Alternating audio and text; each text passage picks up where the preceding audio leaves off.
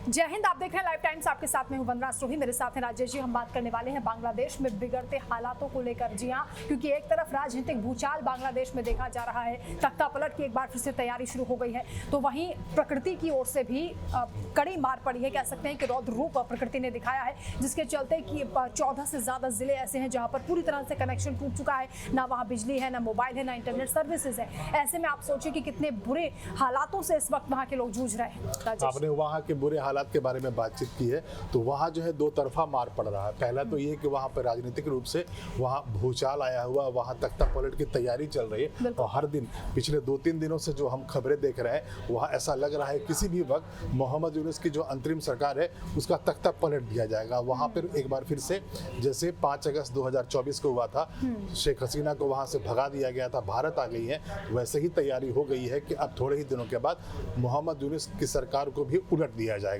वहीं दूसरी तरफ प्रकृति भी अपना रौद्र रूप दिखा रही है बांग्लादेश में, और जो जानकारी निकल के वहां से आ रही है वंदना, बहुत अच्छी नहीं है। वहां पर गांव के गांव डूब गए हैं, वहां पर मोबाइल टावर्स जो है हजारों की संख्या में काम नहीं कर रहे हैं, इंटरनेट वहां काम नहीं कर रहा है, फोन की पूरा जो सिस्टम है कम्युनिकेशन का वो डाउन हो गया है। और बात यहाँ पर सिर्फ मोबाइल का और इंटरनेट का कनेक्शन का नहीं है। अगर हम यहाँ पर बात कर रहे हैं कि वहाँ पे हजारों लाखों गांव है वो पानी में डूब गए हैं, लोग बेघर हो गए हैं, तो आप उनकी स्थिति के बारे में सोच सकती हैं कि उनकी क्या स्थिति होगी। इंटरनेट और फोन तो अलग है, ना उन्हें खाने को कुछ मिल रहा होगा, ना उन्हें सर छुपाने के लिए कोई सही जगह मिल रही होगी। विकल्प उनके पास क्या है, इसको लेकर सवाल उठ रहे हैं, क्योंकि सरकार कोई मदद नहीं कर पा रही है, क्योंकि 50 नदियां उफान पर हैं इस वक्त। जो बाढ़ का खतरा उन इलाकों में मंडरा रहा है। आप सोचिए कि एक जगह पर अगर बाढ़ आ जाती है तो कितनी बुरी स्थिति हो जाती है। और बांग्लादेश में जहां पर सरकार स्थिर ना हो, जो तख्ता पलट को लेकर हर रोज खबरें आ रही हैं, सेना का प्रेशर है, चुनाव कराइए, चुनाव कराने को सरकार तैयार नहीं है, मोहम्मद यूनुस तैयार नहीं है, वो 2026 तक इसको टालने की कोशिश कर रहे हैं। ऐसे में कैसे इन लोगों को बचाया जा सकेगा? ये अपने आप में बड़ा संकट है, ये मानवीय संकट है सर। बहुत बड़ा संकट है। और आपने नदियों की बात की, तो टोटल वहां पर 67 नदियों को मॉनिटर किया जा रहा है, उनकी मॉनिटरिंग सरकार की तरफ से हो रही है। और 67 में जो 50 ऐसी नदियां हैं वो उफान पे है, और उसका जो पानी है वो बहकर गांव में जा रहा है, गांव को डुबा रहा है, लोगों को वहां से भागने को मजबूर कर रहा है। और ये कोई कहीं सुनी बात नहीं है, ये जो पूरी जो जानकारी आ रही है वो बांग्लादेश की सरकार की तरफ से आ रही है, वहां के अधिकारी बता रहे हैं। और जो अधिकारी है उनका नाम है फैज अहमद तैयब, वो विशेष सहायक है सरकार के टेलीकम्युनिकेशन मिनिस्ट्री के। उनका ये कहना है कि 5000 जो मोबाइल टावर्स हैं बांग्लादेश में वो इस वक्त काम नहीं कर रहे हैं, जिसकी वजह से इंटरनेट और मोबाइल का जो कनेक्शन है वो पूरी तरह ठप हो गया है। और एक गांव से लेकर दूसरे गांव, एक शहर से लेकर दूसरे शहर में जो कम्युनिकेशन का लाइन है वो पूरी तरह से डाउन है।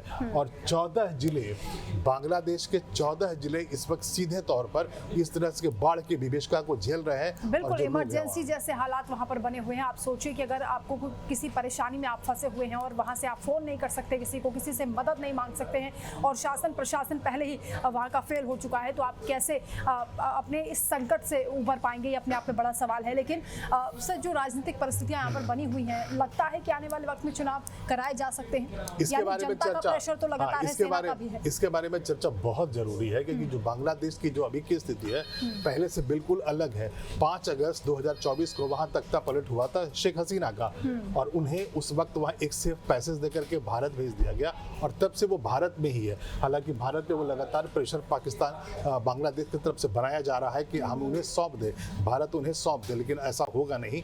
और दूसरी तरफ अब 5 अगस्त से अब ये मई है 2025, अब वहाँ की स्थिति ये है कि मोहम्मद यूनुस को वहाँ की सत्ता से, जो अंतरिम सरकार के वो प्रमुख है, हटाने की पूरी तैयारी कर ली गई है। अभी 2 दिन पहले की ही बात है वंदना, वहाँ पर BNP है, जो बांग्लादेश नेशनलिस्ट पार्टी है, खालिदा जिया, उसकी बहुत बड़ी रैली हुई है ढाका में, और उसके सेंट्रल ऑफिस के ठीक सामने हुई है। वहाँ पर लाखों लोग जुटे थे, और उनका एक ही कहना था कि आप वहाँ चुनाव करवाओ, दिसंबर 2025 तक आप वहाँ चुनाव करवा लो, जो कि वो करवा नहीं रहे। मोहम्मद यूनुस इस बात को स्वीकार कर चुके हैं कि वो प्रभावी ढंग से काम नहीं कर पा रहे हैं, उसके बावजूद वो चाहते हैं 2026 में इलेक्शन हो, सत्ता पर बने रहने का उनका ये लालच वहाँ की जनता को ले डूबेगा सर। पाकिस्तान जैसे हालात बांग्लादेश में बनते हुए दिखाई दे रहे हैं। शेख हसीना जब तक थी तब तक बांग्लादेश के एग्जाम्पल सेट किए जा रहे थे, पाकिस्तान में बांग्लादेश की कंपैरिजन होता था, चर्चा की जाती थी कि देखिए कहां से कहां ये मुल्क पहुंच गया है। और अब देखिए परिस्थिति कितनी बदल गई। शेख हसीना का जो रेजिम था, जब उनकी उनकी सत्ता वहाँ थी, तो बांग्लादेश एक तरक्की के राह पर चल रहा था। वहाँ पर उसकी जीडीपी जो वो ग्रो कर रही थी, और जो रेडीमेड गारमेंट्स की पूरी इंडस्ट्री है, जो मैन्युफैक्चरिंग इंडस्ट्री है, वो लगातार तरक्की कर रही थी। लेकिन जब से तख्ता पलट हुआ, आप ठीक कर रही है कि पाकिस्तान जैसे हालात हो गए हैं। और अब बात यहाँ पर यह है कि मोहम्मद यूनुस अब सत्ता छोड़ना नहीं चाह रहे हैं। उन्होंने भी हाल में बयान दिया था कि वो जून 2026 में चुनाव करवाना चाहते हैं, लेकिन वहाँ की वहाँ के जो आर्मी के चीफ है वकारुज्जमा, वो लगातार दबाव बना रहे हैं मोहम्मद यूनुस पे कि आप जल्दी इलेक्शन करवा लीजिए। वहाँ की राजनीतिक पार्टियां लगातार दबाव बना रही हैं कि नहीं, हम दिसंबर 2025 में ही चुनाव चाहते हैं। लेकिन सत्ता का जो कहीं इसके पीछे भी चीन का खेल तो नहीं है, क्योंकि मोहम्मद यूनुस उन्हीं के इशारे पर चल रहे हैं। देखिए, भारत के खिलाफ कई ऐसी नीतियां उन्होंने बनाई हैं जिसका विरोध खुद बांग्लादेश में हो रहा है। देखिए, जब शेख हसीना का तख्ता पलट हुआ था तो जानकारी निकल कर यही आ रही थी, और जो लोग इस तरह के मामलों पे नजर रखते हैं, विदेश मामलों के जो जानकार होते हैं, उनका यही कहना था कि यहाँ पे 2-3 ऐसे फैक्टर्स हैं जो बांग्लादेश में सत्ता पलट के पीछे हैं। उसमें बाहर के जो दूसरे देशों के जो फोर्सेस थे वो भी थे। उसमें कहा यह जा रहा था कि अमेरिका के कुछ ग्रुप्स हैं वो उसके पीछे हो सकते हैं, और ये भी जानकारी आई थी कि बाइडेन एडमिनिस्ट्रेशन ने वहां पर एक स्पेस मांगा था अपने एक सैन्य अड्डे के लिए शेख हसीना से, और उन्होंने मना कर दिया था। और ये भी कहा जा रहा है कि चीन और पाकिस्तान पूरे तख्ता पलट के पीछे थी।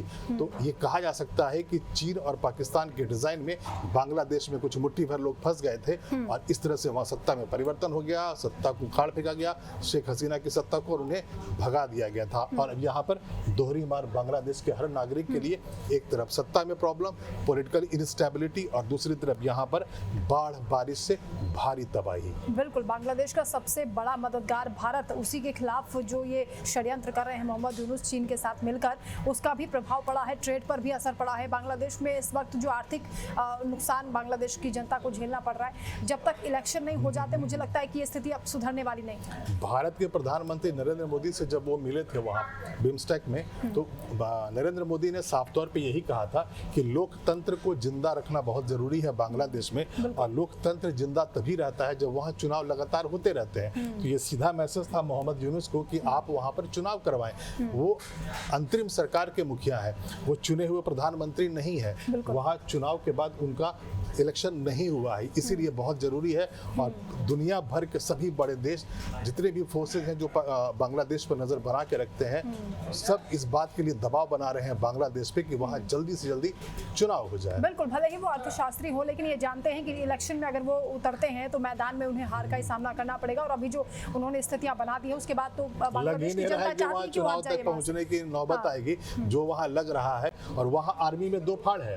एक बहुत खास बात है कि वहाँ पर 2 फाड़ है आर्मी में भी।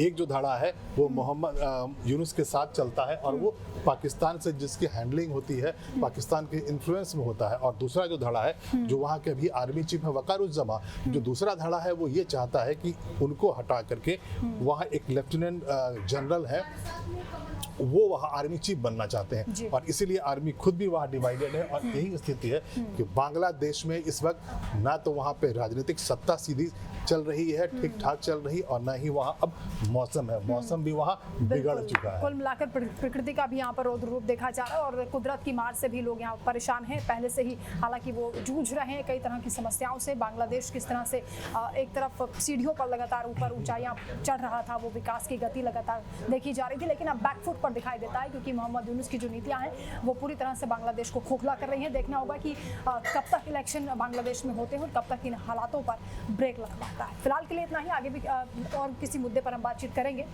जय हिंद।